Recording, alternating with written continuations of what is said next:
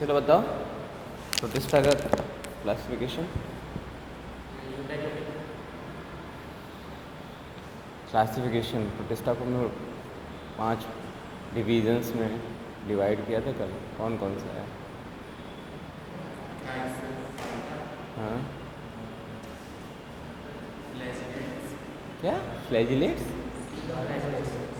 डाइनोफ्लैजिलेट और euglenoids, स्लाइमोइड्स, protozoa. ठीक है। कल और क्या क्या पढ़े थे हम लोग? कल कोई कल की क्लास को शॉर्ट समरी में समझा सकता है? कल जितना पढ़े थे हम लोग, मतलब कल जो पढ़े थे उसका कुछ छोटा पार्ट में उसको समझा सकते हैं? कौन समझाएगा? थोड़ा समझाओ, कुछ बताओ, देखो कितना आ रहा है, याद हो रहा है तुम लोग को।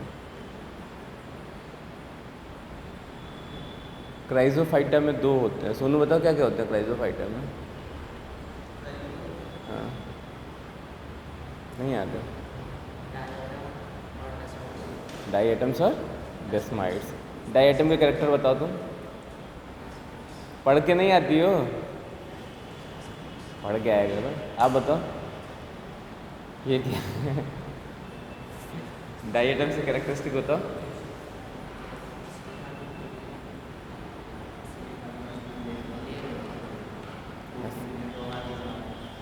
आराम से करके बताओ क्या होता है डाइएटम, कैसा होता है, कहाँ पाया जाता है? पहले मराइन वाटर। मराइन मतलब साल्ट वाटर। हाँ ठीक है। दूसरा फिर उसका कंडीशन हैबिटेट हो गया उसका। फिर उसकी सेल वॉल की स्ट्रक्चर कैसी होती है? Like soap box. Soap box की तरह होती है। और वो जो सेल वॉल बनी होती है उसमें क्या, कौन सा एलिमेंट पाया जाता है? सिलिका पाया जाता है। वो उसको क्या प्रोवाइड कराता है? Mechanical strength. क्या प्रोवाइड कराता है? Mechanical strength. ठीक है। डेस्माइड्स को एक और नाम से जानते हैं, किस नाम से जानते हैं?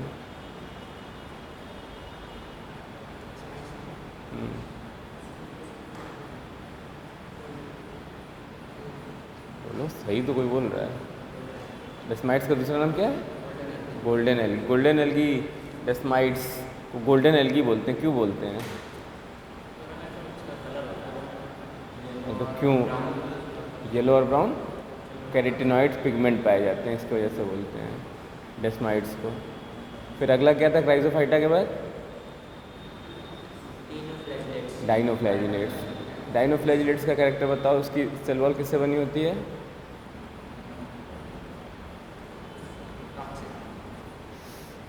सेल वॉल क्या होती है? कोशिका भित्ति ना। किससे बनी होती है कोशिका भित्ति? टॉक्सिन से बनी होती है। होता है वो तो पता है, पर डाइनोफ्लैजिलेट्स की जो कोशिका भित्ति होती है वो कैसे बनी होती है? जैसे इसमें सिलिका था ना तुम्हारा डाइएटम्स के केस में, इस केस में क्या होगा?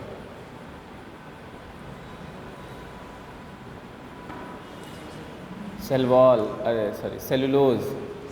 सेल वॉल किससे बनी होती है? हाँ, जो इसकी बाहर की आउटर लेयर होती है वो किससे बनी होती है? सेलुलोज से बनी होती है। किससे बनी होती है? सेलुलोज। इसमें कितने फ्लैजिला पाए जाते हैं?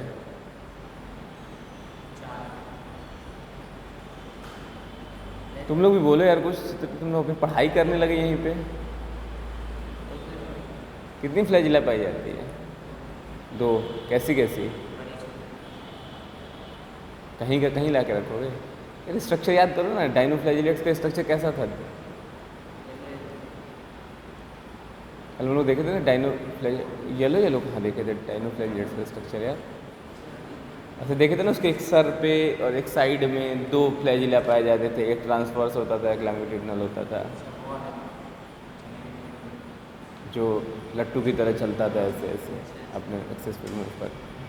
डाइनोफ्लैजिलेट्स कुछ टॉक्सिन भी रिलीज़ करते थे। टॉक्सिन रिलीज़ करते थे ना, तो वो किस में एक्यूमुलेट होता था? मोलस्का में। फिर डाइनोफ्लैजिलेट्स के बाद क्या आता है? यूग्लिनॉइड्स। यूग्लिनॉइड्स में क्या कैरेक्टर है? मिक्सोट्रॉपिक न्यूट्रिशन पाया जाता है। क्या मतलब होता है मिक्सोट्रॉपिक का? ऑटोट्रॉपिक भी होता है और हेटरोट्रॉपिक भी होता है। गुड। इसका कोई मेंबर बताओ, यूग्लिनॉइड्स का कोई मेंबर, कोई एग्जांपल। यार कहाँ प्रोकैरियोटिक में है, हम लोग मोनेरा में पढ़े थे ब्लू ग्रेन एल्गी, यहाँ पे प्रोटिस्टा में ब्लू ग्रेन एल्गी। यूग्लिनॉइड्स का यूग्लिना हो गया यार, सिंपल सा यूग्लिना। ये देखो एक चीज़ छूट गया था, ये रेड टाइड भी कॉज करता है। क्या करता है? Red Tide.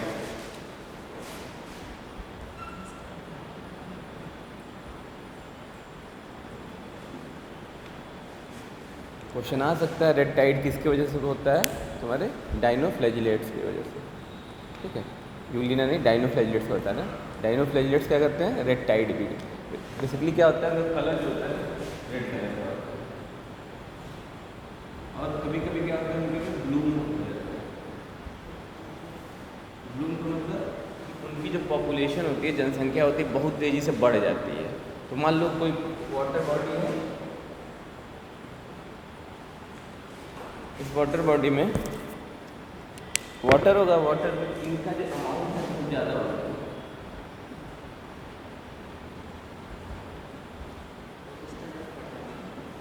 डाइनोफ्लैजिलेट्स। तो अब ऐसे स्ट्रक्चर को जब हम ऊपर से देखते हैं तो ऐसा लगता है कि लाल कलर की लहरें बह रही हैं उस वाटर बॉडी में। तो इसलिए हम बोलते हैं कि रेड टाइड भी कॉज करता है। कौन? तुम्हारा डाइनोफ्लैजिलेट्स होते हैं, वो रेड टाइड भी कॉज करते हैं। फिर यूग्लिना हो गया। यूग्लिना के बाद हम लोग पढ़े थे स्लाइम मोल्ड्स के बारे में। क्या होते हैं स्लाइम मोल्ड्स?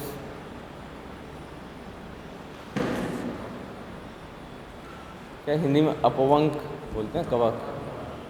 क्या होते हैं बताओ? खैर कुछ हाँ, ये येलो कलर का होता है।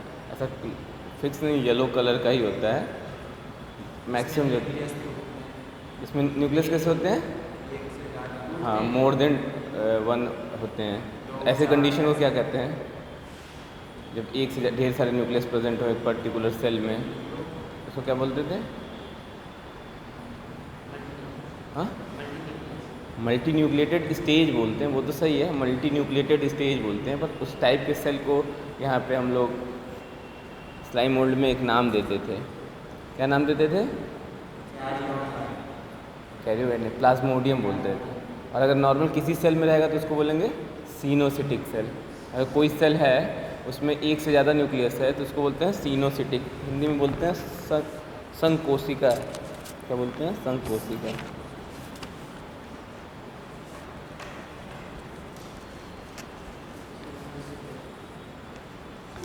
हाँ, संकोशिकी बोलते हैं। ठीक है, क्या बोलते हैं? सीनोसिटिक को संकोशिकी। हाँ, संकोशिकी बोलते हैं। ठीक, इतना क्लियर हुआ कि नहीं? फिर अब आगे एक रिवाइज करो यार। रिवाइज नहीं करोगे तो पीछे की चीज़ें कुछ याद नहीं रहेंगी। एनिमल किंगडम में थोड़ा याद करना है, रटना है। तो अगर नाम याद रहेगा तो उसके कैरेक्टरिस्टिक तभी याद रख पाएंगे। इस टाइम हम लोग कौन सा पढ़े थे लास्ट? प्रोटोजोआ।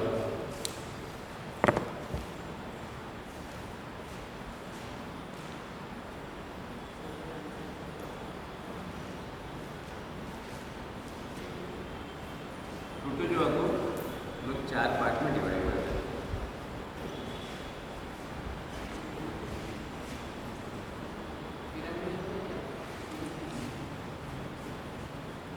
पहले को हम लोग बोलते हैं अमीबोइड।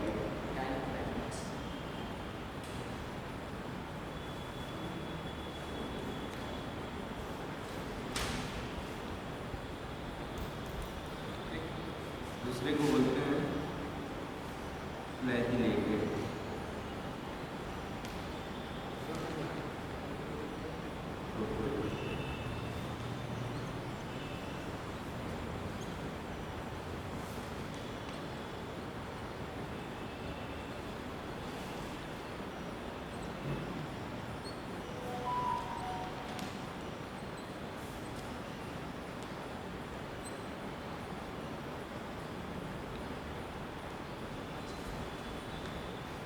इसको बोलते हैं हम लोग सिलिएटेड।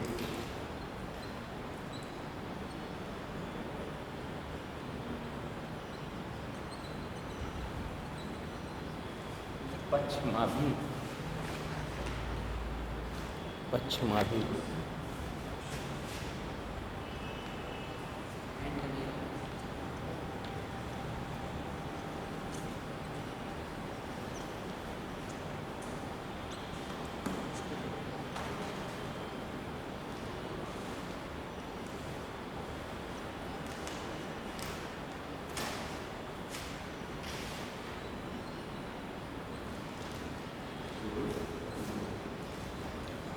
ठीक है, 4 पार्ट्स में हमने इसको डिवाइड करा। कौन कौन से पार्ट हैं? पहला है एमीबॉइड प्रोटोजोआ, हिंदी में भी इसको अमीबॉइड प्रोटोजोआ बोलते हैं। दूसरा फ्लैजिलेटेड प्रोटोजोआ, इसको हम लोग बोलते हैं कसाबी प्रोटोजोआ, सिलिएटेड प्रोटोजोआ, पक्षमाभी प्रोटोजोआ और स्पोरोजोआ। 4 भागों में हमने इसको बांट दिया है। चारों के कैरेक्टर्स कुछ अलग अलग होंगे। तो इसका एग्जाम्पल लिख लो तुम लोग, अमीबा एंड अमीबा।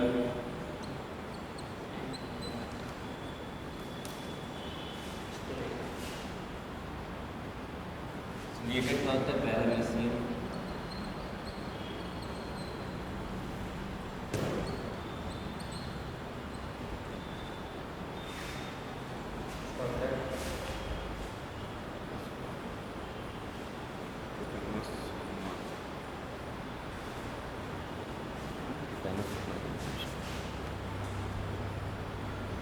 हाँ ट्रिपैनोसोमा।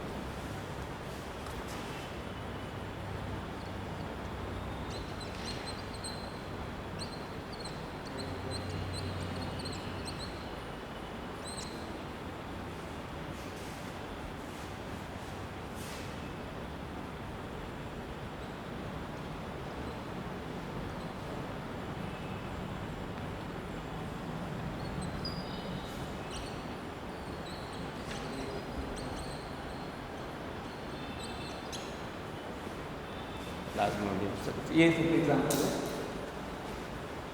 पहला अमीबॉइड प्रोटोजोआ, इसमें अमीबा आता है, एंड अमीबा हिस्टोलिका आता है। दूसरा टाइप है फ्लैजिलेटेड प्रोटोजोआ, इसमें आता है ट्रिपैनोसोमा। ठीक है, ट्रिपैनोसोमा एक डिजीज़ कॉज करता है, सब लोग सुने होंगे ये डिजीज़ के बारे में। हाँ, एंड अमीबा हिस्टोलिका क्या करता है? कौन सी बीमारी कॉज करता है बताओ? बताओ।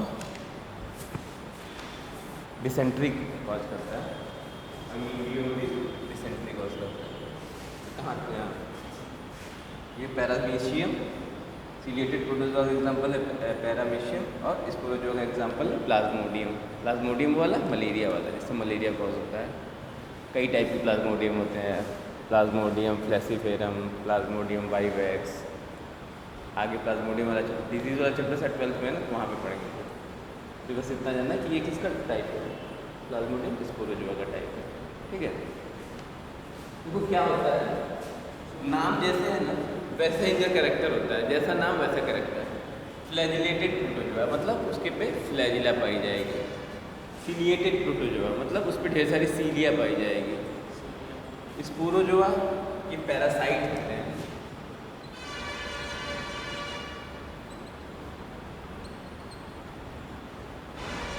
ये डिजीज कॉज करते हैं।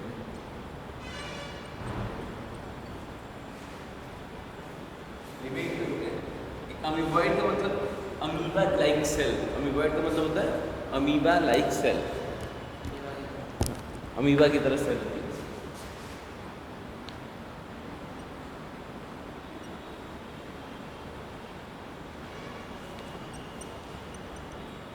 ऐसी सेल्स होती है। ठीक है, इतना याद होगा, इतना याद रहेगा। 4 टाइप हमने देखे हैं। कौन कौन से टाइप?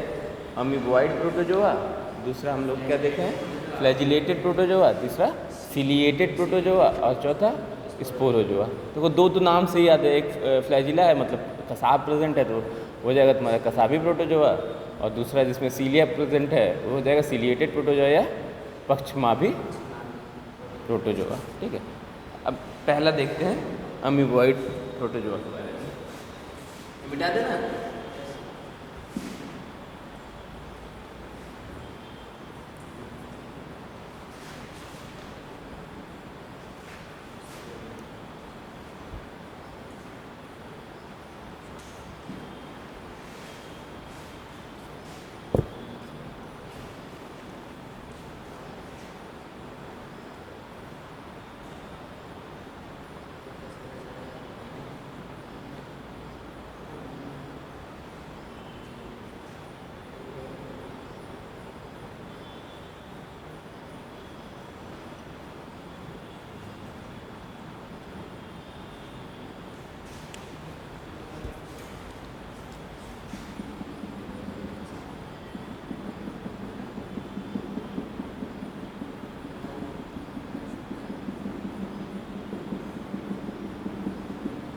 अमीबॉइड प्रोटोजोआ में जो मूवमेंट होता है, इसमें जो गति होती है, मूवमेंट होता है,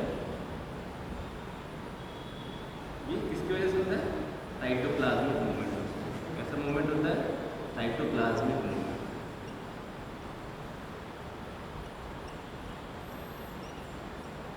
मतलब क्या होता है इसमें कि ऐसे स्ट्रक्चर इसको अपनी जगह से आगे बढ़ना है।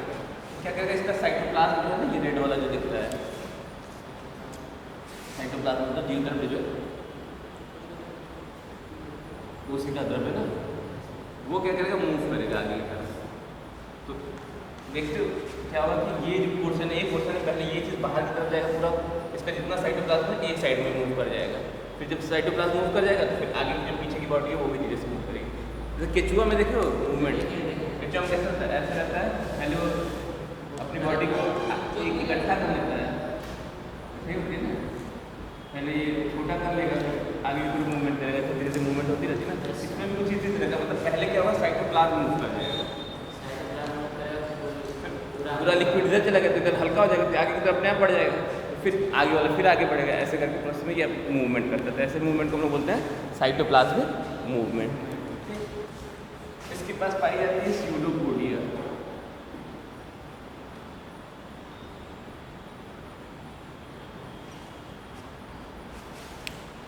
क्या पाई जाती है? स्यूडोपोडिया।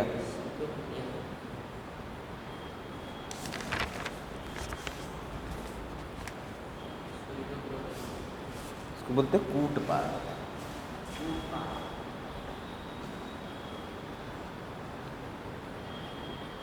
बोलते हैं कूटपाद, ठीक है।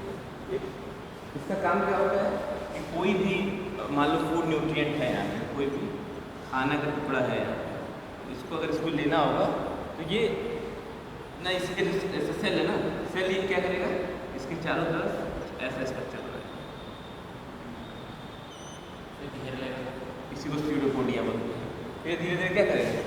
इसको चारों तरफ से अपने अंदर ले लेगा, सब कुछ कंडीशन हो जाएगा, फूड पार्टिकल अंदर आएगा, यहाँ पे इसका डाइजेशन होगा। जो अब इसको ले लिया, फिर उसका डाइजेशन हुआ, डाइजेस्ट किया, फिर डाइजेस्ट करने के बाद क्या होगा? एसिमिलेशन होगा। जो चीज़ उसको एब्जॉर्ब करना है वो एब्जॉर्ब कर लेगा, बाकी चीज़ को एक्सक्रीट कर देगा, बाहर निकाल देगा। ये होता है तुम्हारा अमीबॉइड प्रोटोजोआ के बारे में। तो इसके 3 कैरेक्टर याद रखते हैं। इसमें मूवमेंट साइटोप्लाज्मिक मूवमेंट होता है, स्यूडोपोडिया पाई जाती है इसमें, ये तो बेसिक है। और ये हमारा एक्वेटिक हो सकता है, एक्वेटिक मतलब जली, पानी में पाया जाने वाला, मराइन भी हो सकता है और फ्रेश वाटर में पाया जाता है।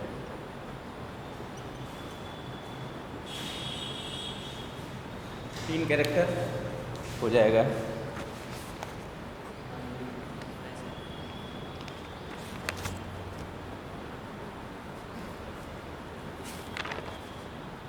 कसाबी। अच्छा, इसमें जो मराइन वाले होते हैं, जो समुद्रों में पाए जाते हैं, उनकी जो आउटर बॉडी होती है, इस पे सिलिका प्रेजेंट होता है। सिलिका नहीं, सिलिका।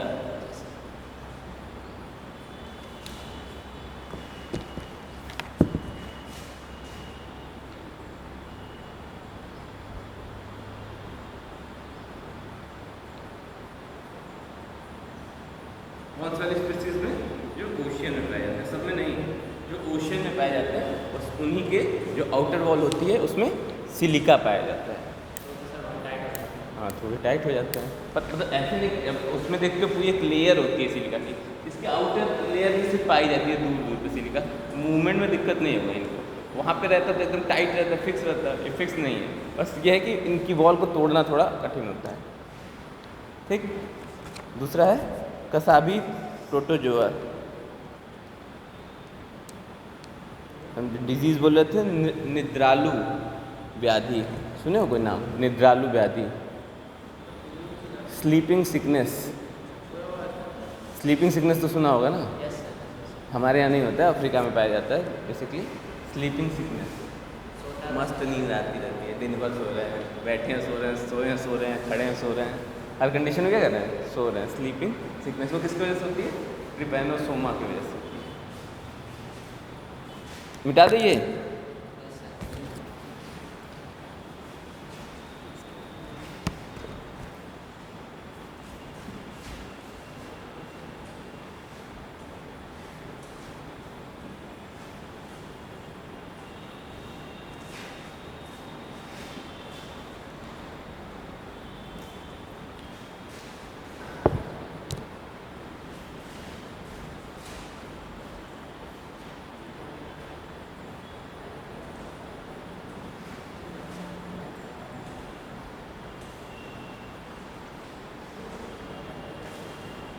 फ्लैजिलेटेड प्रोटोजोआ, ठीक है।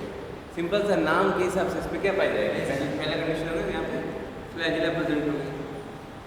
फ्लैजिला मतलब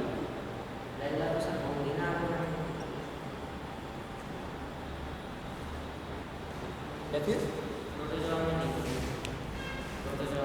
प्रोटोजोआ ही पढ़े। प्रोटोजोआ के हमने 4 पार्ट किए थे ना। पहला था अमीबॉइड प्रोटोजोआ, उसमें नहीं पाई जा रही थी फ्लैजिला, हाँ साइटोप्लाज्म के थ्रू मूवमेंट। यहाँ पे फ्लैजिलेटेड प्रोटोजोआ है तो यहाँ पे फ्लैजिला प्रेजेंट होगी। पहली कंडीशन है क्या, फ्लैजिला प्रेजेंट।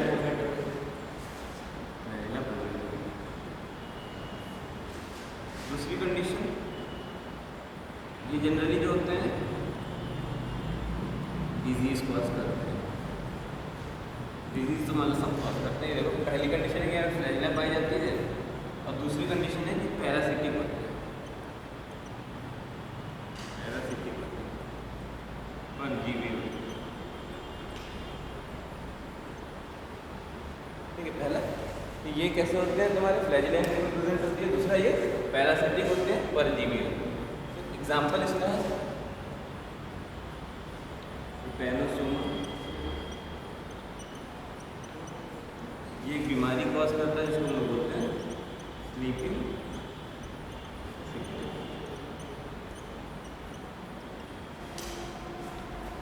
और इस स्लीपिंग सिकनेस का जो वेक्टर है वो है सीसी फ्लाई। क्या हुआ, हाँ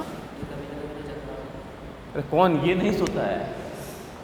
सुनो, ये जो फ्लैजिलेटेड प्रोटोजोआ का एक एग्जाम्पल है ट्रिपैनोसोमा, ठीक है। ट्रिपैनोसोमा क्या है, एक प्रोटोजोआ है। वो हमारे बॉडी में अगर घुस जाएगा तो हमको एक बीमारी कॉज करेगा जिसको बोलते हैं स्लीपिंग सिकनेस।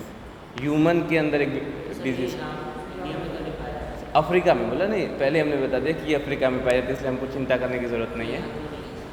अरे भाई हर चीज़ का अब वो क्या कहते हैं, ज्योग्राफी इसके लिए पढ़नी पड़ेगी कि अब मतलब कुछ चीज़ें होती हैं ना, हर अपने स्पेसिफिक क्लाइमेट में ही ग्रो करती हैं। अब कोई पौधा है यहाँ मिलता है, वो ज़रूरी नहीं ऑस्ट्रेलिया में। ऑस्ट्रेलिया में कंगारू मिलते हैं, इंडिया में नहीं मिलते हैं ना, जनरली नहीं मिलते। पकड़ के हम लोग ले आते हैं, पोचिंग वगैरह करके, वो अलग चीज़ है। पर ऐसे यहाँ पे उनकी ओरिजिन नहीं है, क्योंकि उनको ऐसा इन्वायरमेंट चाहिए जैसे यहाँ पे नहीं है, तो बस वही चीज़ होती है। देखो तो ट्रिपैनोसोमा जो है बहुत छोटा होता है, तो ये डायरेक्ट हमारे बॉडी में आ नहीं जाएगा, तो कोई वेक्टर होगा, मतलब किसी के सहायता से आएगा। तो एक मक्खी होती है वहाँ पे जिसको हम बोलते हैं सीसी फ्लाई। सीसी फ्लाई जो है जब ह्यूमन को काटती है तो उसके थ्रू ट्रिपैनोसोमा जो होता है ह्यूमन की बॉडी में इंजेक्ट हो जाता है, और जैसे इंजेक्ट हो जाता है तो हम लोग को कौन सी बीमारी हो जाती है, स्लीपिंग सिकनेस। क्लियर है इतना। अरे जैसे मलेरिया के केस में, मलेरिया के केस में क्या होता है, प्लाज्मोडियम होता है ना। प्लाज्मोडियम तो डायरेक्ट हमारे बॉडी में आ नहीं जाता है, हम लोग को तो मच्छर काटता है। फीमेल एनोफ्लीज मॉस्क्यूटो होता है, वो जब काटती है अपने साथ लेके मलेरिया का पैरासाइट हमारी बॉडी में छोड़ जाती है, जिसकी वजह से मलेरिया हो जाता है। वैसा ही केसेस यहाँ पे भी है।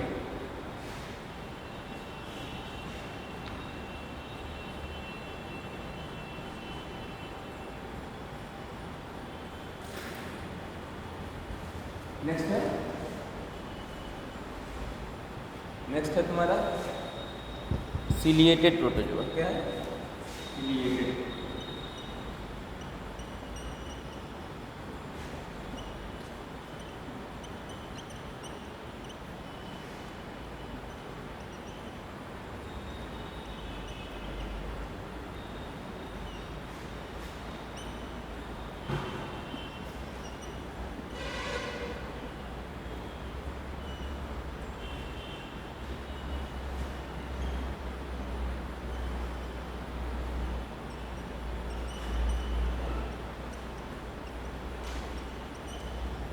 पहला कैरेक्टर है यहाँ पे सीलिया पाई जाती है।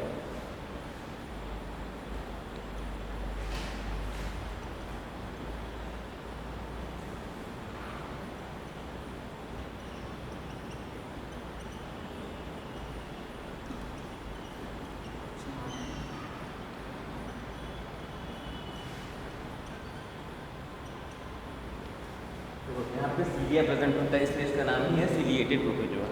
यहाँ पे जो सीलिया का नंबर होता है वो हजारों की संख्या में होता है, ठीक है। एक ही में हजारों सीलिया पाई जाती है। इसका एग्जाम्पल अगर हम देखें तो पैरामीशियम, पैरामीशियम को और नाम से जानते हैं हम लोग, स्लीपर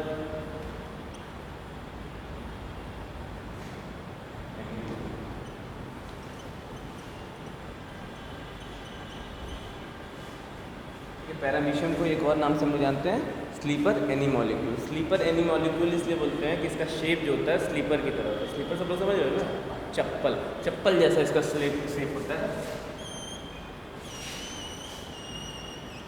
इस टाइप। इसलिए इसको लोग क्या बोलते हैं, स्लीपर एनी मॉलिक्यूल, मतलब एनिमल का जो एक तरह से इसको सिंपल भाषा में बोल सकते हो कि एनिमल, तो ऐसा जानवर, ऐसा ऑर्गेनिज्म जिसका शेप जैसे कि स्लीपर की तरह होता है, बेसिकली इसका असली नाम है पैरामीशियम। इसमें तो बहुत सारे सीढ़ियाँ हैं।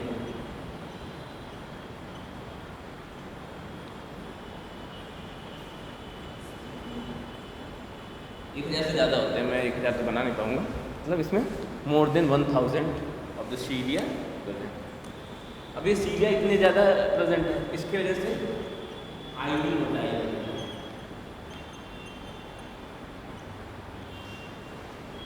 आइडियल होता है मतलब गतिशील रहता है, हमेशा बहुत तेज़ी से हमेशा बहता रहता है, फ्लो करता रहता है। गतिशीलता इसमें बहुत ज़्यादा होती है, ठीक है, इसमें गतिशीलता बहुत ज़्यादा होती है। भाई इतने सारे फ्लैजिला हैं, और सारे फ्लैजिला अब सिंपल समझो, ये एक नाव की तरह है। एक नाव में ढेर सारे चप्पू लगे हैं, सारे लोग चप्पू चला रहे हैं मिलके, तो तेज़ भागेगी ना नाव। अगर एक ही तो रहती तो धीरे चलती, इसमें ढेर सारे चप्पू हैं तो ये बहुत तेज़ी से फ्लो कर रहे हैं। चप्पू को क्या बोलते हैं इंग्लिश में, रूडर बोलते हैं।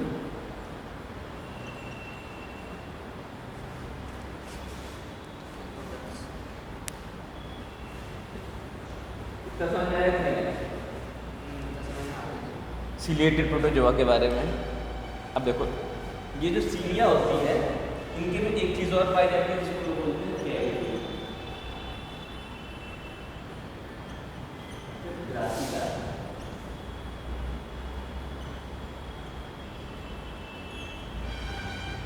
इसी कैविटी का नाम है, यहाँ पे ऐसे यहाँ पे कैविटी पाई जाएगी। इस कैविटी को हम लोग बोलते हैं ग्रासिका या फिर गले। ग्रासिका को हम लोग कैविटी मतलब एक छेद, ठीक है। कैविटी को और क्या बोल सकते हैं, गुहा बोल सकते हैं। छेद मतलब बेसिकली यहाँ एक होता है, अब यहाँ पे कोई फूड मॉलिक्यूल है, कैसे हाँ हाँ वो बता रहे हैं। देखो यहाँ पे कोई फूड मॉलिक्यूल है, तो सीलिया क्या करेगा, इसको धक्का मारेगा।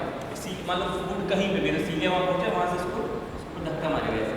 ये फूड धीरे धीरे मूव करेगा, मूव करके इसके अंदर जाएगा, फिर ये इनगल्फ कर लेगा, इसको अपने अंदर धकेल लेगा, फिर ये फूड अंदर चला गया, फिर वहाँ पर इसका डाइजेशन वगैरह हो जाएगा।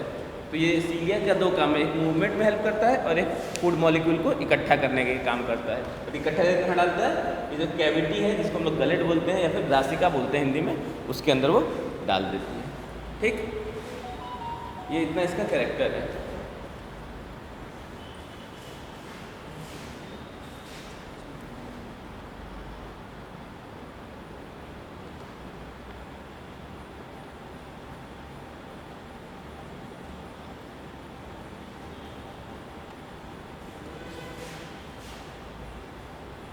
एक आखिरी है तुम्हारा स्पोरोजोआ। क्या है, स्पोरोजोआ।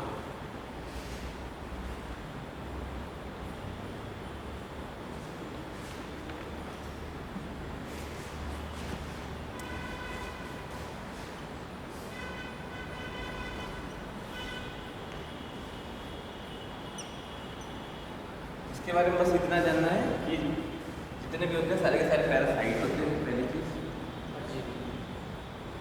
परजीवी, ये बीमारी कॉज करते हैं, डिजीज कॉज करते हैं, ठीक है। इसका एग्जांपल लिख दो, प्लाज्मोडियम,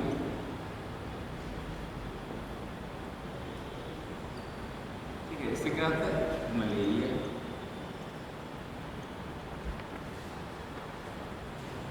अच्छा, इसमें क्या होता है ना, ये जो स्पोरोजोआ होते हैं, ये बेसिकली एक स्पोर बनाते हैं। इसी स्पोर के थ्रू ना ये बीमारियां कॉज होती है, डायरेक्ट नहीं कॉज होती है। स्पोर यानी बीजाणु।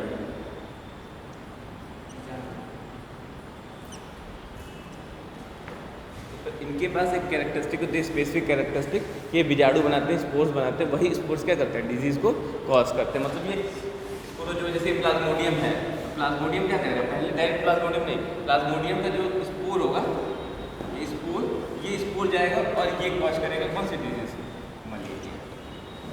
स्पोर मतलब सिंपल सा बात समझ लो, स्पोर क्या होता है इतना जानते हो ना, बीजाणु या स्पोर मतलब बेसिकली क्या करेगा कि इसमें सिर्फ क्या कहते हैं, एक ऐसा स्ट्रक्चर रहेगा कौन सा, इसके अंदर एक न्यूक्लियस रहेगा और साइटोप्लाज्म रहेगा, बाकी कुछ नहीं रहेगा, यही जाएगा वो यही इन्फेक्ट करेगा। ये इन्फेक्टिंग एजेंट जो होता है वो स्पोर के फॉर्म में होता है, इसलिए इसको हम लोग स्पोरोजोआ भी बोलते हैं, नाम स्पोर से स्पोरोजोआ ले लिए।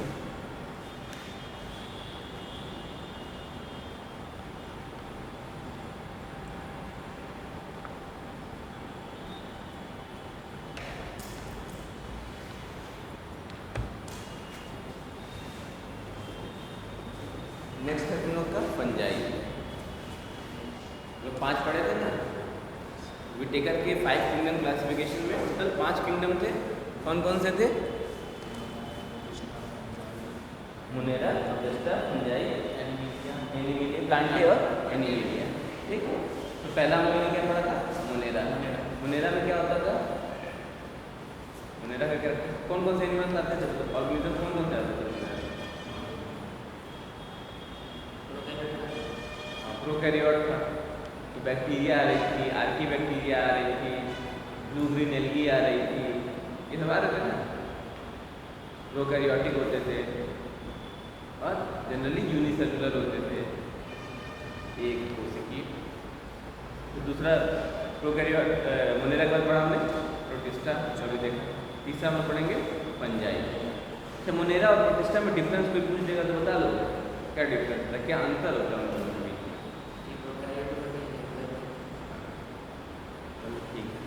बढ़िया, बहुत अच्छा। नेक्स्ट है हम लोग का फंजाई।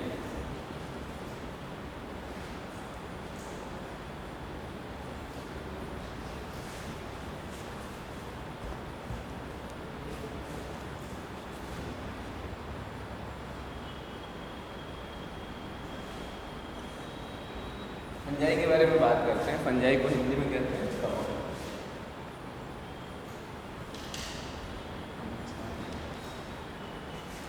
फंजाई के अगर बारे में बात करते हैं तो पहली क्वालिटी फंजाई की कि फंजाई जो होते हैं वो हेटेरोट्रॉफिक होते हैं। कैसे होते हैं? हेटेरोट्रॉफिक।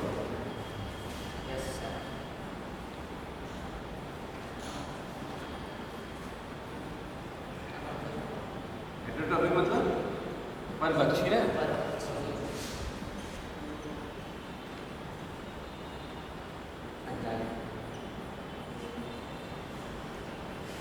इसका मतलब यहाँ पे क्या होगा? क्लोरोप्लास्ट एब्सेंट होगा। क्लोरोप्लास्ट एब्सेंट होगा ना भाई। ये परभक्षी है, मतलब कि ये हेटेरोट्रॉफिक है, मतलब ये अपना फूड खुद बनाते नहीं। तो इनके मतलब न्यूट्रिशन की बात किया जाए, मतलब कि पोषक तत्व कैसे कैसे लेते हैं। एक तरीका होता है सेप्रोफाइट।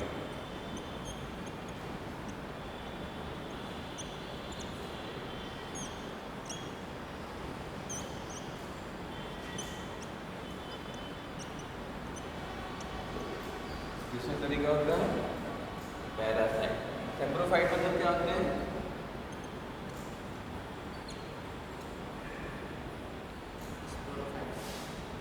जो मृत होते हैं, डेड एनिमल्स होते हैं। कोई भी लीफ है, पत्ती है, पत्ती जब तक पेड़ में लगी तब तक तो वो लिविंग है। जब वो गिर गई तो क्या हो जाएगी? मर जाएगी, वो डेड हो जाएगी। उसका वो कोई लकड़ी का टुकड़ा पेड़ में जब तक है तब तक तो ठीक है, और पेड़ से अगर बाहर आ गया तो क्या हो जाएगा? मृत हो जाएगा। तो ये जो अपना फूड होते हैं सेप्रोफाइट जो होते हैं, हमेशा मरे हुए लोगों पे लेते हैं। इवन जो पॉटी होती है जानवरों की, गोबर काउडंग वगैरह होता है, इस पर भी ये ग्रो करते हैं। तो कोई भी डेड लिविंग पे नहीं करेंगे, हमेशा ये क्या करेंगे? डेड पे करेंगे। तो ऐसे कंडीशन में क्या बोलेंगे? सेप्रोफाइटिक या फिर मृत पोषी।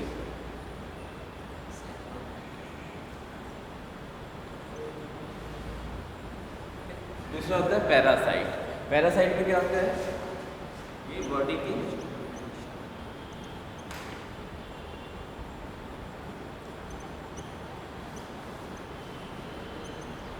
इनसाइड दी बॉडी के अंदर रहेंगे, लिविंग ऑर्गेनिज्म से अपना फूड लेंगे।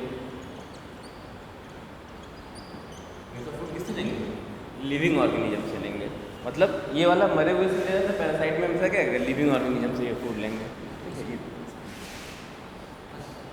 दो टाइप के बेसिकली होते हैं, एक होता है तुम्हारा सैप्रोफाइट, दूसरा होता है पैरासाइट टाइप ऑफ न्यूट्रिशन। अगर हम लोग देखेंगे फंजाई कहाँ कहाँ मिलती है, तो सोचें तो ब्रेड, कभी तुमने लोग रखा है ब्रेड जो होता है वो कभी कभी ऐसे बाहर हम लोग छोड़ देते हैं, एक आध देखते हैं उस पर क्या फफूदी आ जाते हैं ना, वो भी फफूदी क्या है, तुम्हारा फंजाई है, कवक है, ठीक है। उसमें जो ब्रेड के ऊपर पाया जाता है ब्रेड फंजाई, ब्रेड कवक जो होता है उसको बोलते हैं राइजोफोर, ठीक बोलते हैं ना, राइजोफोर नाम है, पढ़ेंगे उसके बारे में।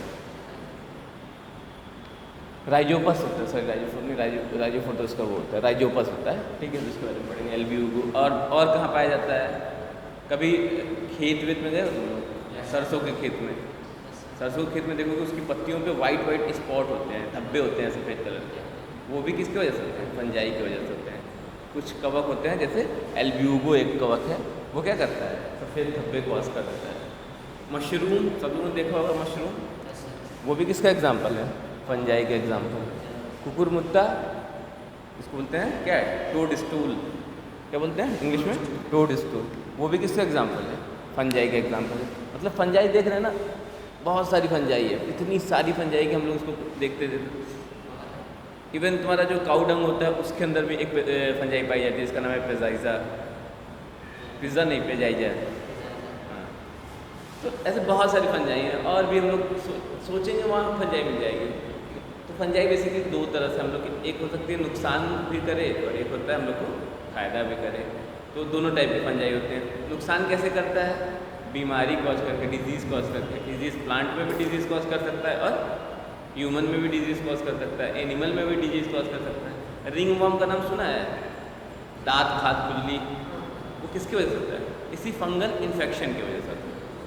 जो रिंग वर्म बोलते हैं जिसको, वो किसी फंजाई होता है, हमारे बॉडी पे ग्रो कर जाता है, या गले पे, फिर भी कहीं भी बंद जगह है ये ग्रो कर जाता है। अच्छा, जहाँ भी देखोगे फंजाई ग्रो कर रहा है वहाँ पे दो कंडीशन हमेशा मिलेंगी। पहली कंडीशन गर्मी होगी, क्या होगी, गर्मी होगी, हॉट कंडीशन होगी। दूसरा नमी होगी, ह्यूमिड कंडीशन होगी। तो फंजाई हमेशा हॉट एंड ह्यूमिड कंडीशन में ही ग्रो करती है, ठीक है। फंजाई हमेशा कहाँ करेगी, हॉट और ह्यूमिड कंडीशन में ही ग्रो करेगी। ह्यूमिड मतलब नमी वाला, जहाँ पे नमी रहती है, मतलब गर्म और नमी वाली जगहों पे हमेशा उसका ग्रोथ होगा। जब आप लोग देखे होंगे, जब ये मशरूम की खेती किसी ने देखी होगी, मशरूम की खेती देखी है कैसे होती है, हाँ, अंधेरे में होती है ना, सही है, अंधेरे में होती है, उसमें कोई गलत नहीं, अंधेरा अंधेरा रहता है। और उसमें हम लोग क्या डालते हैं, फर्टिलाइजर में गोबर ज़्यादा डालते हैं, काऊ डंग बहुत ज़्यादा हम लोग डाल देते हैं वहाँ पे। और बेसिकली ज़मीन और काऊ डंग मतलब सब मिल के, और एकदम गर्मी वाला माहौल, बंद कमरा टाइप का, मतलब ऐसा एरिया रहे जहाँ पे गर्मी बहुत ज़्यादा रहे और थोड़ी सी नमी रहे। ऐसा नहीं कि एकदम सूखा है, सूरज की रोशनी में क्यों उसको अंदर करते हैं, बेसिकली उसका एम यही होता है ना कि उसमें हमेशा नमी बरकरार रहे। नमी नहीं रहेगा तो ग्रो ही नहीं करेगा। कुछ लोग कहते हैं आसमान की बिजली गरजती है तो फटती है ज़मीन, तो उससे निकलता है मशरूम, ऐसा कुछ नहीं है। मशरूम बेसिकली वो क्या कहते हैं, तुम्हारे गर्म मतलब नमी वाली जगह पे और गर्म वाली जगह वहीं पे ग्रो करेगा। कोई भी फंजाई है, कोई भी फंजाई, ठीक। तो ये इसके तो अच्छे काम होगा। दूसरा अच्छा काम है जो हम लोग ब्रेड बनाते हैं, देखते हो ब्रेड में क्या करते हैं, आटा लिए थोड़ा सा, अच्छा घर पे भी हम लोग कुछ कुछ बनाते रहते हैं, उसमें भी हम लोग क्या करते हैं, रात में आटा छोड़ देते हैं, सुबह उस आटे से कुछ बनाते हैं, मीठा वीठा कुछ बनाते हैं। तो देखते होंगे कि ये आटा क्या होता है, फूल जाता है, ऐसा हो जाएगा रात में। ये किसकी वजह से होता है, फंजाई की वजह से ही होता है, फंजाई के प्रेजेंस की वजह से। ब्रेड बनाते हैं तो एक फंजाई होती है ईस्ट जिसको बोलते हैं, उसका यूज़ करते हैं। इसके अलावा बियर यानी अल्कोहल कोई भी है उसको बनाने के लिए हम लोग क्या करते हैं, इसी ईस्ट का यूज़ करते हैं। ऐसा क्या है फायदे हमारे, नुकसान क्या था, ये कई ढेर सारी बीमारी कॉज करता है, जैसे गेहूँ में ये रस्ट डिजीज़ कॉज करता है, गेहूँ में, वीट में ये कहता है रस्ट डिजीज़, हिंदी में क्या बोलते हैं, कीट रोग कॉज करता है। क्या करता है? कीट रोग या रस्ट डिजीज़ कॉज करता है। तब एनसीईआरटी में लिखा है, इसको लाइनिंग करो और पढ़ो, 50 बार पढ़ो, याद करो, तभी याद होगा ऐसे। तो ये सब चीज़ें हैं। और भी अगर हम लोग देख सकते हैं फंजाई के बारे में, तो फंजाई जो है लाइकेन में भी मिलता है। लाइकेन का नाम सुना है? माइकोराइजा में मिलता है।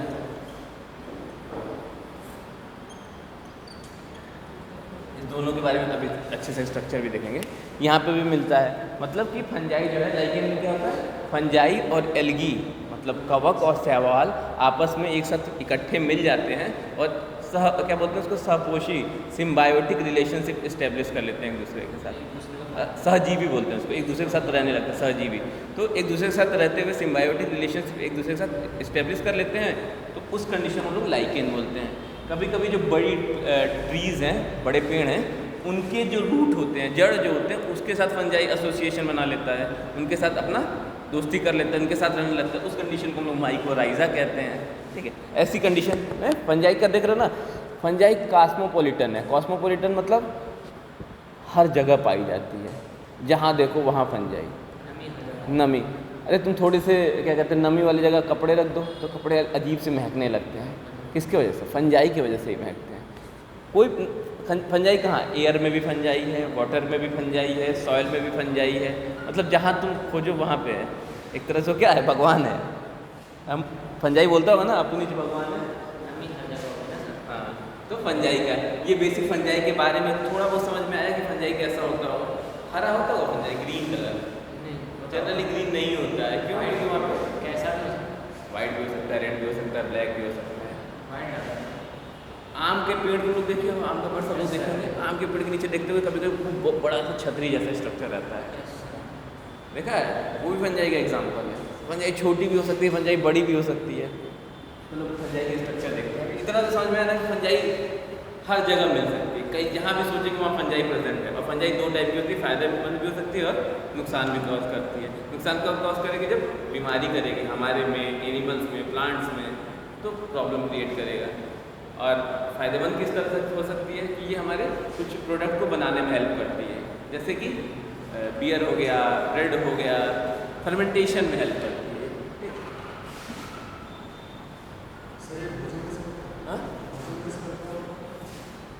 क्या न्यूट्रिशन ना, मैंने अभी बताया। तो दो तरीके होते हैं, एक सेप्रोफिटिक होते हैं, एक पैरासिटिक होते हैं।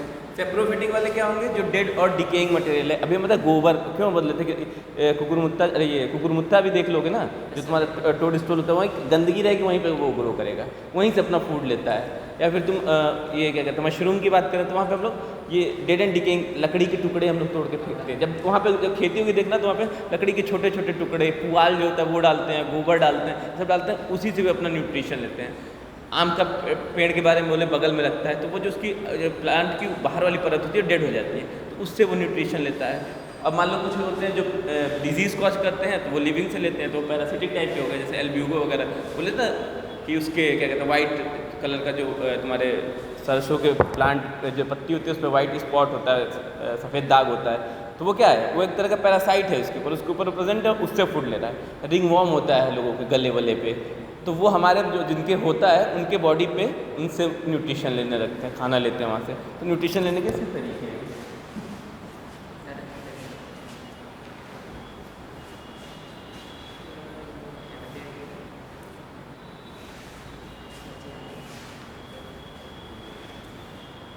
जो सेप्रोफिटिक होता है उसमें न्यूट्रिशन लेने का तरीका हमने बताया, पहले डाइजेशन कर लेता है, बाद में ये क्या करता है? एब्जॉर्प्शन बाद में करता है, पहले डाइजेशन कर लेता है। पहले डाइजेशन करता है, फिर इंजेक्शन करता है। हम लोग वैसे पहले इंजेक्शन करते हैं, फिर डाइजेशन करते हैं। ये क्या करता है? पहले ही थूक देता है उसके ऊपर, जिसको खाना है पहले उसके ऊपर थूक दे का मतलब कि अपना एंजाइम से रिलीज़ कर देगा उसके ऊपर, वो चीज़ बाहर ही डाइजेस्ट हो जाएगी, फिर उसको वो इंजेस्ट कर लेगा, अपने अंदर ले लेगा। ठीक है, हैबिटेट के बारे में बताया ना, हैबिटेट क्या कहाँ कहाँ मिलता है इसका? जहाँ पे भी ह्यूमिड एंड क्या कहते हैं हॉट कंडीशन होगी, वहाँ पे ये मिलेगा, इसका हैबिटेट रहता है। ये हैबिटेट में क्या आ जाएगा? पानी में भी मिलेगा, ज़मीन पे भी मिलेगा, सॉइल में भी मिलेगा, एयर में भी मिलेगा, एवरी जगह।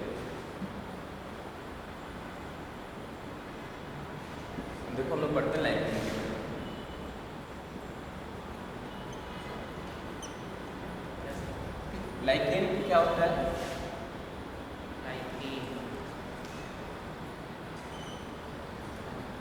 ये बेचारा एल्गी है।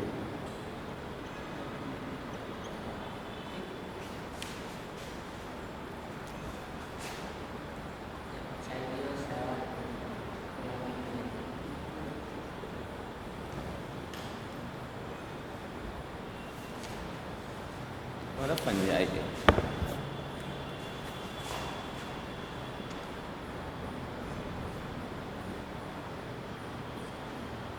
तो है एक एल्गी है, ये फंजाई, ये दोनों कैसे हैं?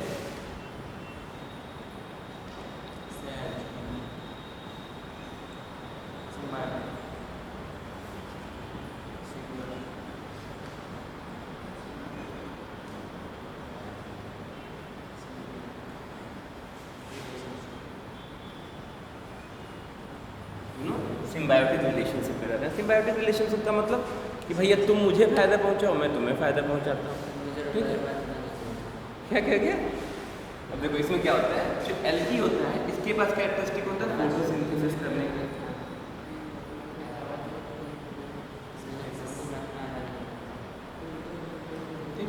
ये क्या क्या करता है? एल्गी क्या होता है? फोटोसिंथेसिस करता है। ये जो इसके फंजाई होते हैं, फंजाई के जो माइसीलियम होते हैं, अभी पढ़ेंगे माइसीलियम के बारे में, कवक तंतु जिसको बोलते हैं, हाइफा जो होता है बहुत पतला पतला होता है इसका। तो ये इतना पतला होता है, इससे क्या होता है कि सरफेस एरिया इंक्रीज कर देता है। तो ये किसका काम करता है बेसिकली? ये उसका वो है कवक तंतु या हाइफी है। हाइफी क्या करता है? वाटर, फॉस्फेट, अदर मिनरल्स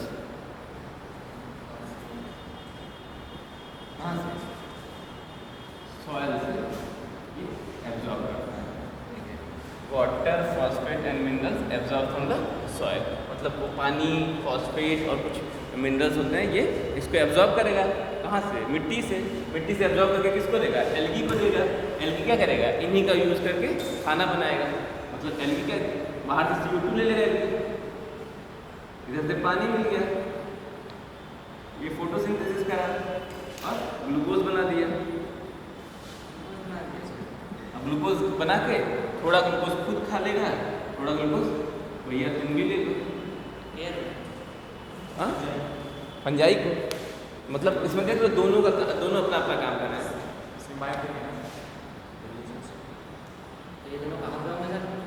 कहाँ पे होंगे? हर जगह मिलेंगे। तुम पहाड़ों में चले जाओ, पहाड़ों में बहुत सारे लाइकेन्स मिलते हैं, बहुत सारे। तुम लाइकेन के पूरे मतलब ऐसे यहाँ से खड़ा हो देखो पूरा लाइकेन ही लाइकेन दिख रहा है। अपने साइड में भी दिखेंगे ग्रीन कलर के छोटे छोटे से, कम मिलते हैं इस साइड में। देखो लाइकेन जो होते हैं ना, पॉल्यूशन के इंडिकेटर होते हैं। जहाँ पे प्रदूषण हो रहा है वहाँ पे लाइकेन की संख्या अपने आप घटने लगती है। तो अगर हाँ घटने लगती है। जहाँ पे प्रदूषण कम होता है वहाँ पे लाइकेन बहुत ज़्यादा ग्रो करते हैं।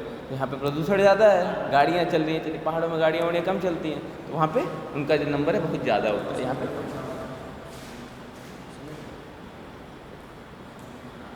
ये मैडम है, एल्गी क्या है? मैडम है, ये घर पे खाना बनाती है। ठीक है, और ये क्या है? अड़ूसी,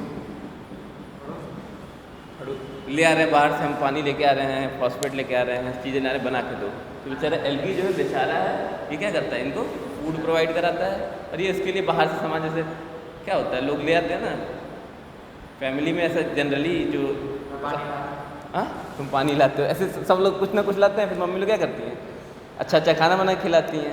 तो एल्गी क्या मम्मी की तरह हो गया, और बाकी घर के जो मेल मेंबर्स हैं तो अपना कमा के पैसा ले, पैसे से आटा चावल जो भी लेके आए। तो इसके केस में आटा चावल क्या है? यही वाटर, फॉस्फेट और मिनरल्स है। ये एल्गी को देता है, एल्गी इनको इस बदले में खाना देता है। तो कैसा रिलेशनशिप हो गया इन दोनों के बीच में? सहजीवी, दोनों को फ़ायदा हो रहा है, दोनों एक दूसरे से बेनिफिटेड हैं।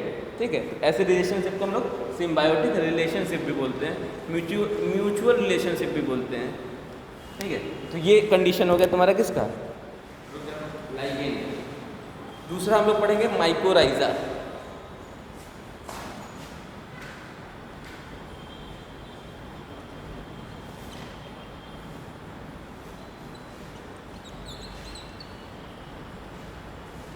माइकोराइजा को हिंदी में बोलते हैं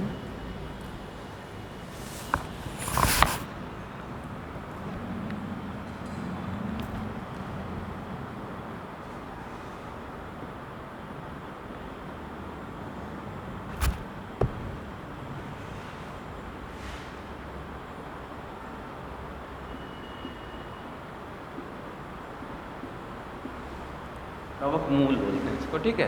अब इसमें क्या होता है,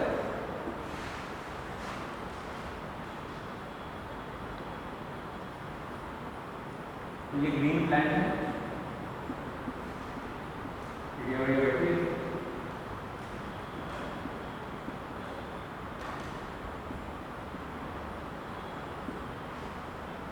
इसकी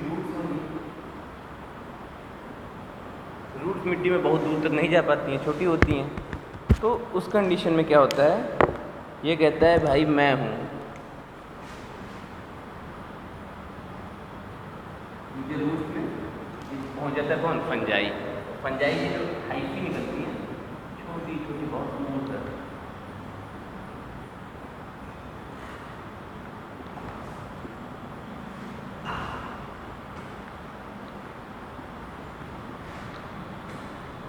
क्या हो रही है, सरफेस एरिया बढ़ जा रहा है। ज़्यादा सरफेस एरिया मिला तो ज़्यादा न्यूट्रिशन एब्जॉर्ब करेगा, पोषक तत्वों को ज़्यादा वो अपने अंदर लेगा, और ज़्यादा लेगा तो ये प्लांट जो है ज़्यादा फूड बना पाएगा। तो फूड यहाँ पे अब क्या करेंगे, CO2 के बाहर वाटर सारे प्लांट में नहीं पाया जाता है, कुछ प्लांट में पाया जाता है, ठीक है, याद रखना। कौन क्या बनाएगा, भोजन हरी पत्तियाँ बनाएंगे ना, भोजन हमेशा कौन बनाता है, हरी पत्तियाँ बनाएंगे। ये जो है ये क्या करेगा, वाटर और मिनरल जड़ को देगा, जड़ बन गया, जड़ क्या करेगा, हम क्या देगा उसका, पत्तियों के पास, पत्तियाँ क्या करेंगी, CO2 लेंगी ऊपर इन्वायरमेंट से और बना देंगी फूड। फूड बनाने के बाद कुछ ग्लूकोज खुद रख लेंगी, कुछ ग्लूकोज उनको भी दे देंगी, लो भैया तुम भी खाओ हम भी खाएं। तो इन दोनों के बीच में भी कैसा रिलेशनशिप है, सहजीवी या फिर सिम्बायोट रिलेशनशिप है, इसको बोलते हैं माइक्रोराइजा। कितना याद रखना, माइक्रोराइजा जो होता है हायर प्लांट्स के रूट्स के साथ एसोसिएशन करता है, मतलब जो इसके रूट्स में हमेशा ये कहीं देखा ना ऐसे से गोल गोल, ये जो ऊपर बना है बाद में ये दिखाता नहीं है जनरली, किसी में देखेंगे तो ये छोटे छोटे गोल गोल सारे स्ट्रक्चर दिखेंगे, उसके सेल के अंदर घुस जाते हैं फंजाई और जाके उसका धीरे धीरे अपने हाइफा को दूर दूर तक फैला देते हैं, कवक तंतु को, जिससे सर्फेस एरिया बढ़ जाती है, ज़्यादा न्यूट्रिशन एब्जॉर्ब करता है। ठीक है, इतना क्लियर हो रहा है कि नहीं हो रहा है?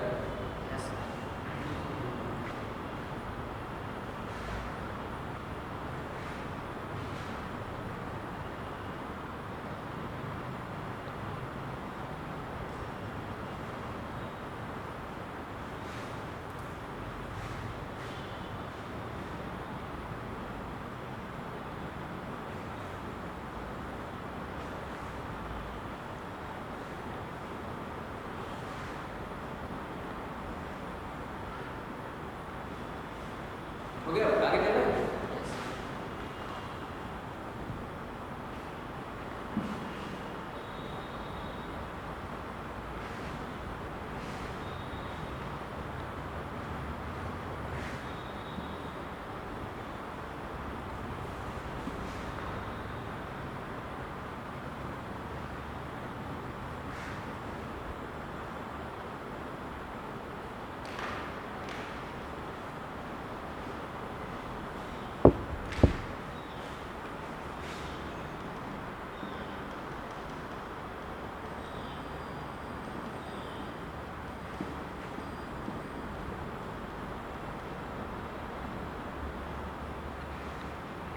फंजाई का भी स्ट्रक्चर देखते हैं कि कैसा होता है।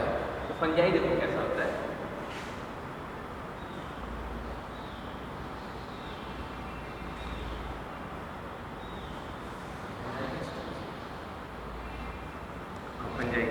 फंजाई को हम लोग देखते हैं तो ऐसे देखते हैं, फंजाई देखा ऐसे पड़ा है, इसको हम लोग क्या करेंगे, जूम करेंगे तो कुछ इस तरह का स्ट्रक्चर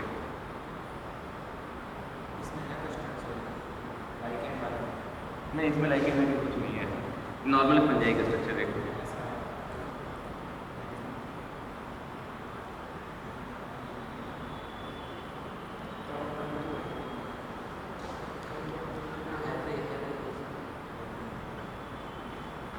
कुछ ऐसा स्ट्रक्चर होता है।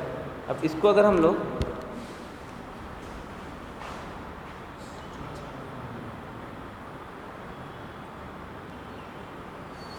पूरे ग्रुप बोलेंगे तो इसको हम नाम देते हैं माइसीलियम। क्या बोलते हैं? एक पर्टिकुलर एक सिंगल को बोलेंगे इसको हाइफी।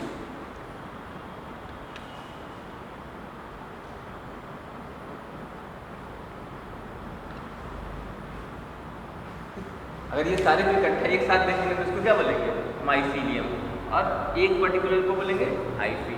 तो माइसीलियम क्या होता है? हाइफी का जाल होता है। हाइफी को हिंदी में बोलते हैं कवक तंतु।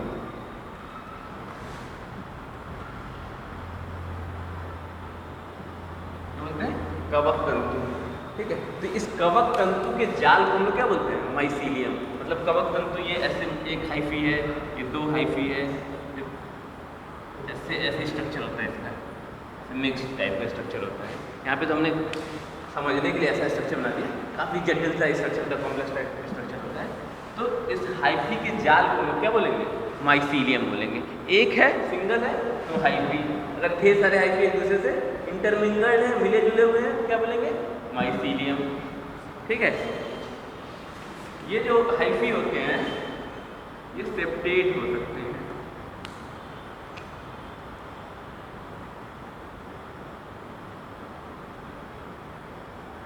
क्या हो सकते हैं? सेप्टेट हो सकते हैं, और सब में एक न्यूक्लियस हो सकता है।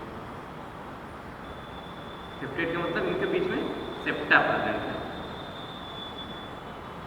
सेप्टा प्रेजेंट, सेप्टा को हिंदी में बोलते हैं पलक बोलते हैं, पटक बोलते हैं।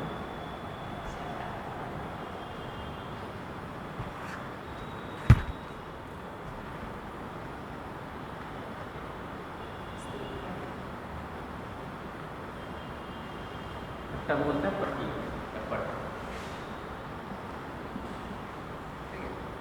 तो कुछ जो होते हैं वो सेप्टेट होते हैं। ठीक है, कुछ जो होते हैं वो एसेप्टेट होते हैं।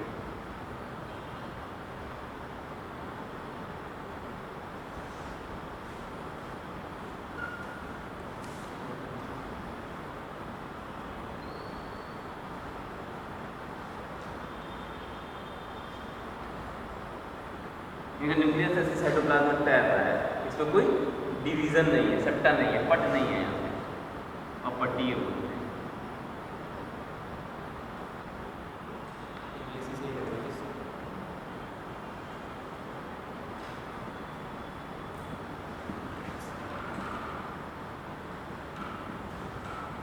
ये सेप्टेट बोलते हैं।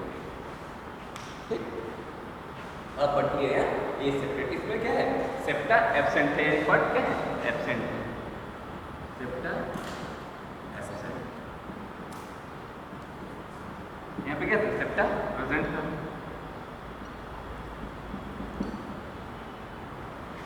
तो ऐसा होता है माइसीलियम का स्ट्रक्चर। माइसीलियम का स्ट्रक्चर फिर जाके घर पे 2-4 प्रैक्टिस करना तो याद होगा। माइसीलियम में हाइफी और माइसीलियम में डिफरेंस भी याद होता है, कंफ्यूज हो जाते हैं कौन सा वाला जादे वाले को बोलते हैं, कौन सा सिंगल वाले को। माइसीलियम, हाँ, और हाइफी जो है सिंगल वाले।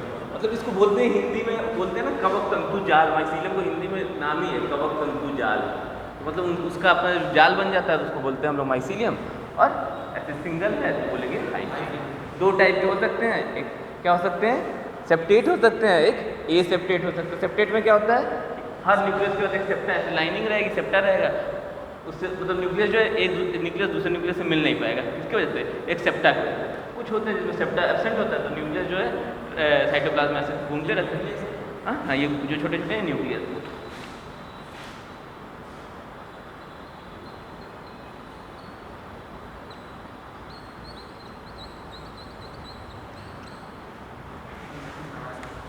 ठीक, इतना क्लियर हुआ?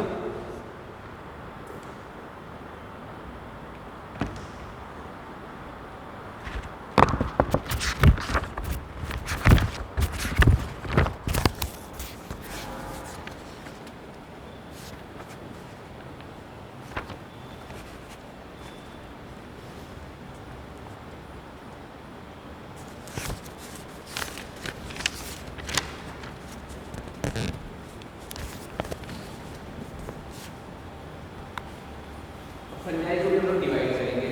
फंजाई के भी 4 पार्ट्स हैं, तो इसको भी 4 डिवीजन। ये क्या था? फंजाई एक फाइलम था, इस फंजाई क्या था? किंगडम था, तो इसको भी फाइलम में डिवाइड करेंगे।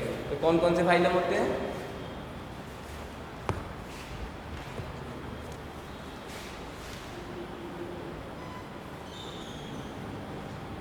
फाइकोमाइसीटीज,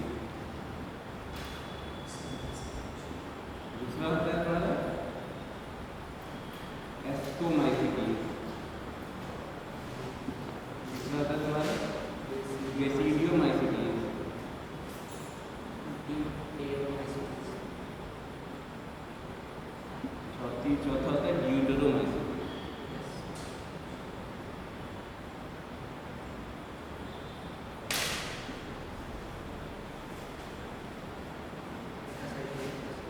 ये जो डिवीजन है किस बेसिस पे होता है? फंजाई की हाइफी के बेसिस पे, उनमें पाए जाने वाले रिप्रोडक्शन के बेसिस पे,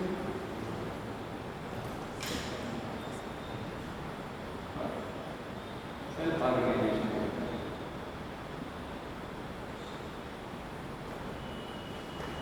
तो ये तीनों चीज़ों को देख के हम लोग क्या करते हैं, फंजाई को इन 4 पार्ट्स में, 4 फाइलम्स में डिवाइड कर लेते हैं। एक को बोलते हैं फाइकोमाइसिटीज, दूसरे को बोलते हैं एस्कोमाइसिटीज, तीसरे को बोलते हैं बेसिडियोमाइसिटीज और चौथे को बोलते हैं ड्यूटेरोमाइसिटीज। यहाँ पे और यहाँ पे तीनों में सेक्सुअल रिप्रोडक्शन प्रेजेंट होता है। सेक्सुअल रिप्रोडक्शन क्या होता है? तो लैंगिक जनन जो होता है यहाँ पे पाया जाता है। लैंगिक और अलैंगिक मतलब सेक्सुअल और एसेक्सुअल दोनों पाया जाएगा यहाँ पे, पर यहाँ पे सिर्फ एसेक्सुअल पाया जाएगा। यहाँ पे सेक्सुअल जो है एब्सेंट होगा, यहाँ पे सेक्सुअल एसेक्सुअल दोनों पाया जाएगा। यहाँ पे सिर्फ एसेक्सुअल पाया जाएगा। सेक्सुअल रिप्रोडक्शन क्या हो जाएगा?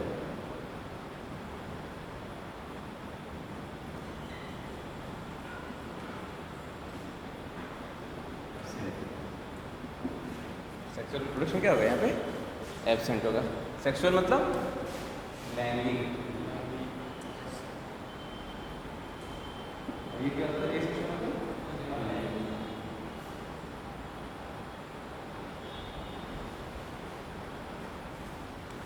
ठीक है, इतना क्लियर हुआ? अब पहला वाला उठाते हैं फाइकोमाइसिटीज, इसके बारे में पढ़ते हैं। टाइम है अभी ना?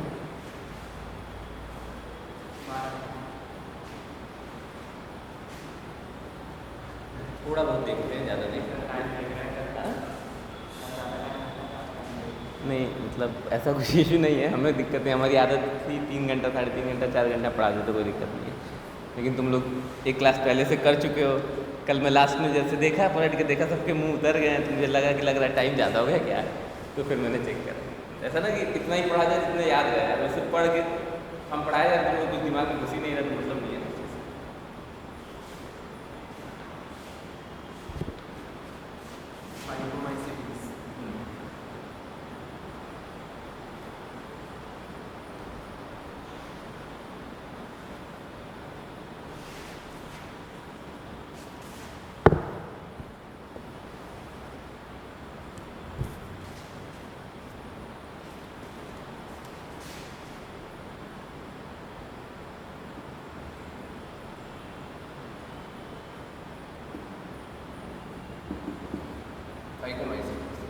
ये बेचारा होता है सबसे सिंपल, इसका सेल ऑर्गेनाइजेशन क्या कहते हैं?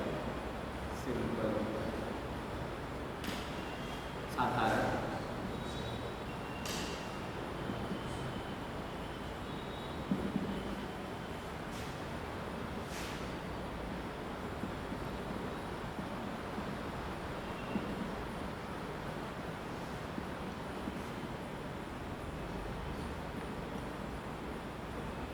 कंडीशन कैसी पाई जाएगी?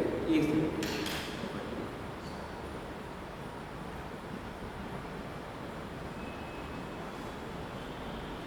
मतलब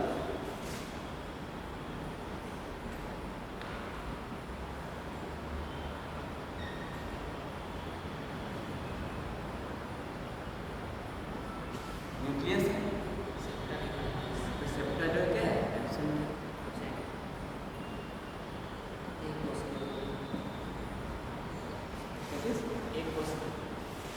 एक कोशिकी नहीं होता, इसको एक कोशिकी नहीं बोलेंगे, ठीक है।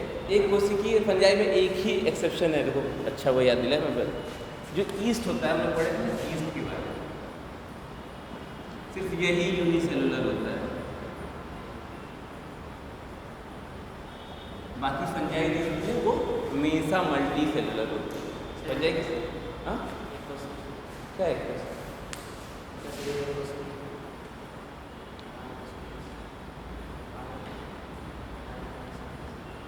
गलत है।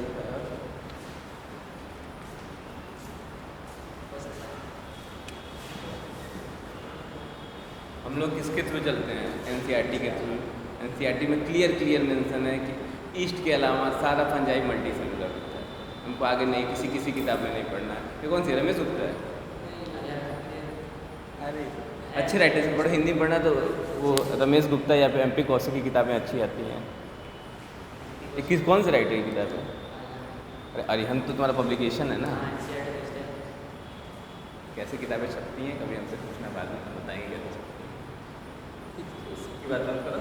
अच्छी किताबें पढ़ो। अगर पढ़ना है तो हिंदी में, अगर हिंदी में चाहे यूपी बोर्ड की जो बेसिक पुरानी किताबें आती थी एमपी कौशिक और रमेश गुप्ता, अच्छी किताबें होती हैं। बाकी ऐसे पढ़ना चाहते हो एनसीईआरटी पढ़ो, बेस्ट है। इंग्लिश के लिए तो एनसीईआरटी बेस्ट है। बाकी और थोड़ा सा ऊपर जाना चाहते हो तो एबीसी आती है बायोलॉजी की। एबीसी, हाँ एबीसी अच्छी किताब होती है, उसको पढ़ सकते हो। पर हम कहेंगे कि कुछ मत पढ़ो, एनसीईआरटी पे फोकस करो। एनसीईआरटी से ज़्यादा नहीं आता है, ज़्यादा दिमाग लगाने से कुछ होगा नहीं। हमारे 340 नंबर एनसीईआरटी से आते हैं, 20 नंबर बाहर से आते हैं। पहले 340 ले लें, फिर वो 20 नंबर देखा जाएगा। पहले 340 का इकट्ठा कर लेते हैं, क्यों मेहनत करते हैं? ठीक है। ये जो ईस्ट होता है ये यूनिसेलुलर होता है, बाकी सारे के सारे जो फंजाई होते हैं मल्टी सेलुलर होते हैं। ठीक है। इस ईस्ट क्या है? ये ग्रुप ऑफ फंजाई है।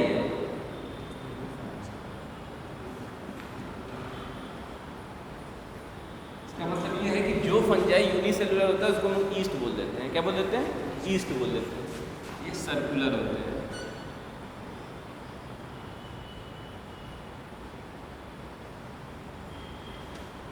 इसका एग्जाम्पल ग्रुप ऑफ फंजाई है तो इससे कुछ एग्जाम्पल भी होंगे। तो इसका एग्जाम्पल है तुम्हारा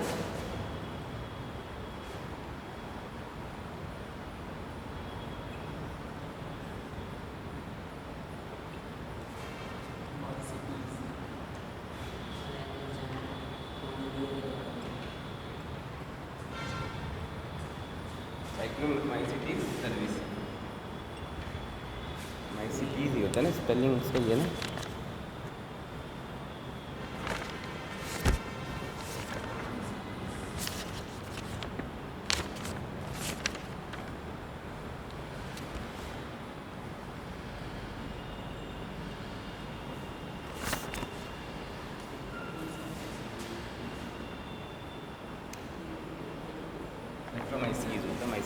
सैक्रोमाइसीज होता है। ठीक है। तो ये सैक्रोमाइसिस सर्विसी जो होता है ये एग्जाम्पल है किसका? ईस्ट का। ईस्ट मतलब जितने यूनिसेलुलर फंजाई हैं सारे को हमने अपने ईस्ट में रख दिया है। ईस्ट में रख दिया और ये इसका एग्जाम्पल क्या है? Saccharomyces cerevisiae. बड़ा काम का है। इससे हम लोग इसको हम लोग बोलते हैं ब्रेड भी बनाने में हेल्प करता है। इसके अलावा ये बियर बनाने में भी हेल्प करता है। बेसिकली फर्मेंटेशन में हेल्प करता है। तो ये बड़ा काम का फंजाई होता है। ठीक है। सर्विसी। ठीक। हम लोग इधर की सिंपल सेल ऑर्गेनाइजेशन होता है, एसेप्टेट कंडीशन होती है। न्यूक्लियस जो होता है ऐसे साइटोप्लाज्म में रहता रहता है क्योंकि यहाँ पे सेप्टा एब्सेंट होता है। इस कंडीशन को बोलते हैं एसेप्टेट कंडीशन। ठीक।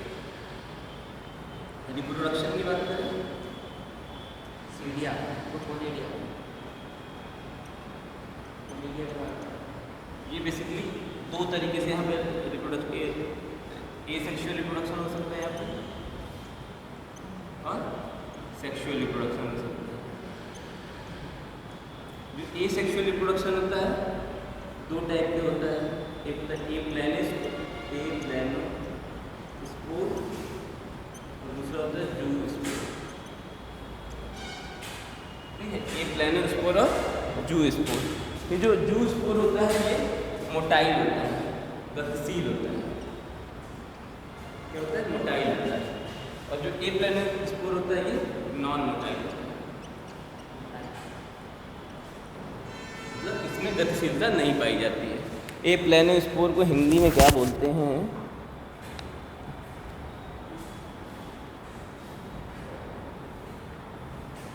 चल बिजाड़ू और अचल बिजाड़ू। जो चल सकता है वो मतलब जू स्पोर को बोलते हैं चल बिजाड़ू और प्लानो स्पोर बोलते हैं अचल बिजाड़ू। जो नहीं चल पाएगा वो प्लानो स्पोर, जो चल लेता है मोटेलिटी जिसमें होती है वो हमारा जू स्पोर होता है। ये asexual type of reproduction. Sexual type of reproduction में थोड़ा टाइम लगेगा, कम से कम आधा घंटा लगेगा, इसलिए उसको आज हम लोग नहीं करते हैं। थोड़ा अलग दिमाग, शांत दिमाग से करेंगे। तो इतना भी देखो कि यहाँ पे ये सेक्सुअल रिप्रोडक्शन जो होता है एप्लानोस्पोर और जूस्पोर के हेल्प से होता है।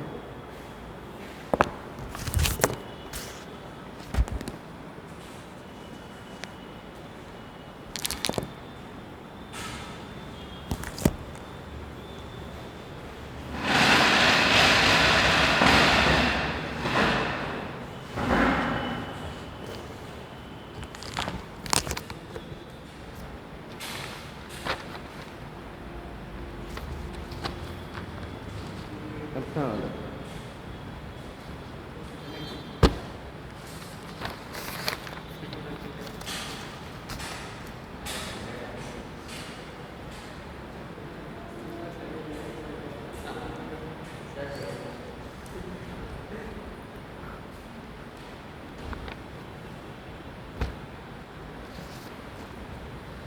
सुमित वैस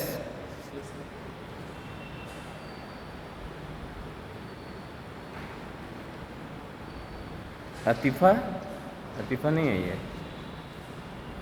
सोनू आया है, संदीप, आकाश आकाश तो बोल ही नहीं रहा है भाई, क्या हो गया है, गुस्सा गुस्सा हो, आसी निशा पहचान रहे हैं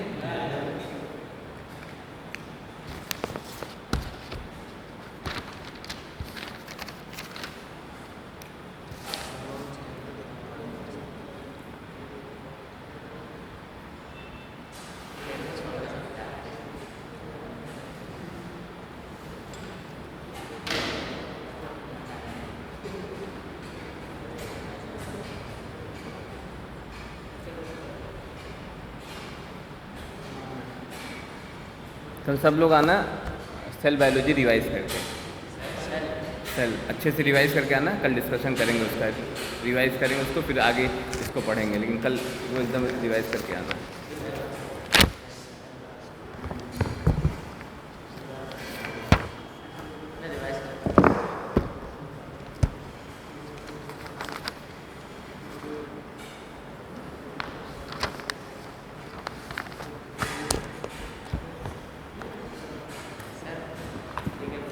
पूछो